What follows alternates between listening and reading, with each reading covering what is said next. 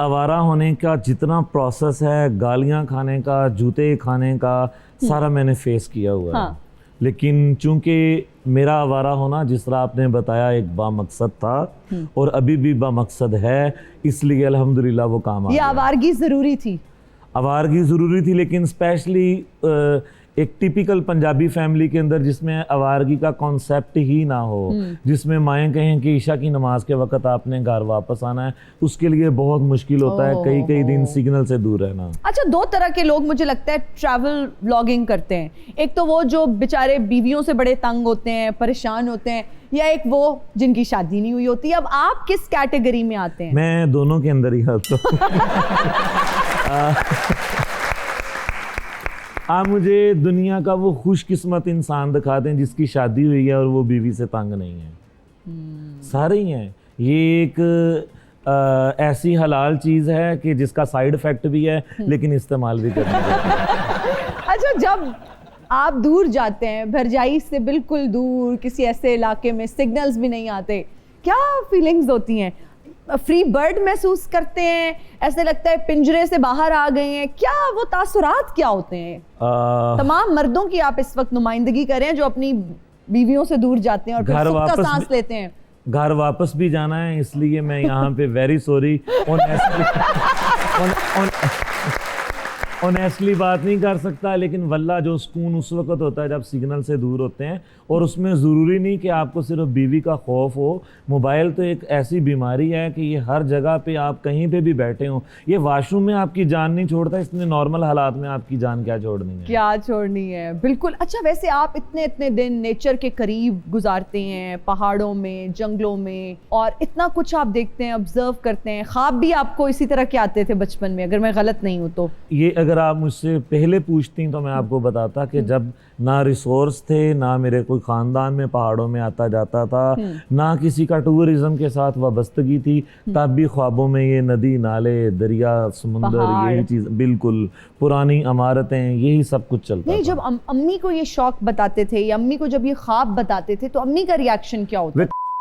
किधर उत्ते चला गया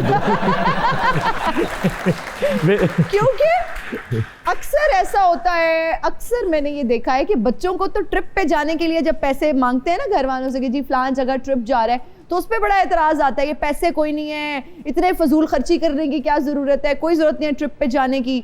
तो आप ऐसी है वो वे टुट पैने, ना तेरा प्यो इदां दा, ना तेरे वड्डे भरा इदां दे, तू किदे उत्ते चला गया। तो ये चीज़ें तो फेस करनी पड़ती हैं। इवन कि आपको कस्में भी दी जाती हैं कि आपने नहीं जाना। तो लेकिन हम वल्ला इस टूरिज़्म के लिए ऐसे ऐसे झूठ बोल के, जहाँ पे जॉब करता था, कम से कम अल्लाह जन्नत बख्शे, मैंने अपनी दादी को 10 से 12 बार मारा हुआ है।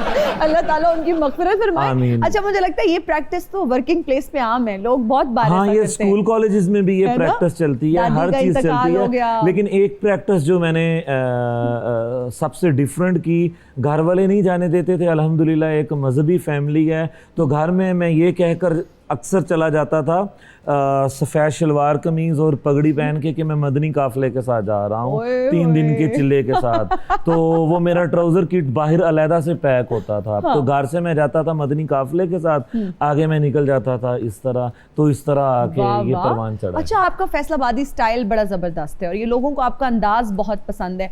आप क्या समझते हैं, ट्रैवल व्लॉगिंग तो बहुत सारे लोग कर रहे हैं, व्लॉग्स बहुत सारे लोग बनाते हैं, आपकी पॉपुलैरिटी का क्रेडिट कहीं ना कहीं आपके इस एक्सेंट को, आपके फैसलाबादी स्टाइल को भी जाता है? कहीं ना नहीं, बहुत ज़्यादा क्रेडिट फैसलाबादी को और सिंपलिसिटी को जाता है। हमारी टूरिज़्म के अंदर जो लोग 2-4 झीलें वो देख लेते हैं, जो किसी ने नहीं देखी होती, पहाड़ियाँ सर कर लेते हैं, वो अपने आप को लेजेंड समझने लग जाते हैं। उनका वे ऑफ टॉक बड़ा, वो मैं किसी का अगर दिल ना दुखे तो थोड़ा सा तकब्बुराना भी आ जाता है। तो लोग इस मिजाज के अंदर अपने माँ बाप को बर्दाश्त नहीं करते, अपने असातिज़ा को बर्दाश्त नहीं करते। भाई ट्रैवल व्लॉगर को क्या करेंगे? तो मैं जिस तरह मेरा प्योरली अपनी लाइफ में फैसलाबादी था, आज तक वैसा ही हूँ। और बिल्कुल सिंपलिसिटी से बताया, और लोगों में मोहब्बत की वजह भी ये है कि ये बंदा झूठ नहीं है। अगले को अच्छा लगता है लगे, बुरा लगता है लगे, जो आपके दिल में है आप ऑनेस्टली बता देते हैं। घर वालों की सपोर्ट बहुत ज़रूरी होती है जब भी आप कोई काम शुरू करते हैं और उसको फिर प्रोफेशन बनाने का सोचते हैं। आपने सोचा था कि जो आप करने जा रहे हैं एक दिन वो आपका प्रोफेशन बन जाएगा, वजह शोहरत के लिए नहीं आया था, लेकिन इस मकसद से आया था कि इसमें कुछ ना कुछ होगा। क्योंकि पाकिस्तान को शुरू में जैसे मैंने देखा था तो एक अंदाज़ा था कि बहुत बड़ी इंडस्ट्री है, दुनिया के खूबसूरत तरीन ममालिक के अंदर पाकिस्तान शामिल होता है, और बाकी दुनिया की खूबसूरती तो टच है लेकिन पाकिस्तान की ब्यूटी भी जो है वो अनटच है। इसमें इंशाल्लाह कुछ ना कुछ मकसद मिल जाएगा। तो मशहूर होने के लिए नहीं आया था, लेकिन ये अल्लाह ने मुकद्दर में लिखा था। घर वालों ने कितना सपोर्ट किया? उस वक़्त किसी ने नहीं किया, लेकिन उस वक़्त भी जब घर से जाता था और आता था तो मेरी वालदा जिस तरीके से आंसुओं के साथ रोती थी, गले लगाती थी, आज भी अम्मी की रूटीन वही है। उनको मेरे फेम के साथ नहीं, माँ एक ऐसा रिश्ता है जो आपको हर लिहाज से फेयर मिलता है। तो माँ मेरी उस वक़्त भी जब घर से उनसे मिन्नतें तरले करके भाइयों से उधार मांग के पैसे लेके जाता था, उनका मिलने का तरीका तब भी वही था और आज भी वही है। जब आके जो कहती हैं तो अल्लाह के दिए हुए में से उनको पूरा करने की कोशिश करता हूँ। वाह वाह, ज़बरदस्त। ये तो बड़ी अच्छी बात है कि आपका इतना अच्छा बॉन्ड है अपनी वालदा के साथ और उनकी खिदमत भी आप करते हैं, उनकी बात भी मानते हैं। वालिद साहब वालिद बड़े स्ट्रिक्ट होते हैं, उनका ये फोकस होता है कि पढ़ाई करो फिर नौकरी करो। ये तो हम बता ही नहीं सकते ना कि ये शौक है, घूमने फिरने जाने हैं, वो तो फिर एक टैग लग जाता है लड़कों पे कि यार ये तो बस अब मैं वो ऑन स्क्रीन वर्ड यूज नहीं कर सकती। तो आपके वालिद साहब किस मिजाज के?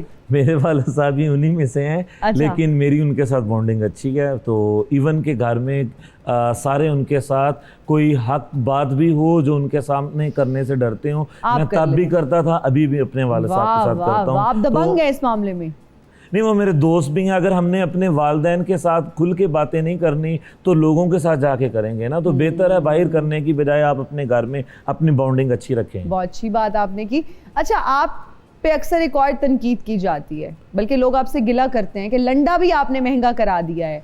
एक आम आदमी की दस्तरस से अब लंडे की चीज़ें भी दूर हो गई हैं। सबसे पहले तो ये बड़ा अच्छा लफ्ज़ है, इसके इज्जत से इसको इज्जत देने के लिए इसका हमने नाम रखा है लोडेंजा, क्योंकि लोग लंडे को थोड़ा नेगेटिव सेंस में लेते हैं ना। तो हालांकि मुझे आपकी जूती में से भी थोड़ी सी स्मेल आ रही है लोडेंजा की लेकिन आप बताएंगे नहीं, तो मैंने महंगा नहीं किया। मैंने लोगों में आपकी वजह से मैं ना पिछले 50 शोज में यही पहन के बैठी हूँ, महंगा ही बड़ा हो गया है। हाँ। मैंने नया खरीदा ही नहीं है। तो मेरा असल मकसद लोगों में कॉन्फिडेंस पैदा करना था कि भाई अगर आप लंडा पहनते हैं, लोडेंजा इस्तेमाल करते हैं, तो आप बताते क्यों नहीं। हमारे मुल्क में जितनी अच्छी गाड़ियां हैं ये बाहर से इस्तेमाल शुदा आती हैं, तो इस्तेमाल शुदा चीज़ जो है वो लंडे की होती है। हमारे लैपटॉप लोडेंजा के, हमारे अच्छे कैमरा। आज आपने क्या लोडेंजा का पहना हुआ है? अभी अल्हम्दुलिल्लाह उस जोन में से निकल चुका हूँ। ये क्या? अच्छा, मेरे जूते लोडेंजा के हैं और अपने बारी पे उस जोन से निकल गया हूँ।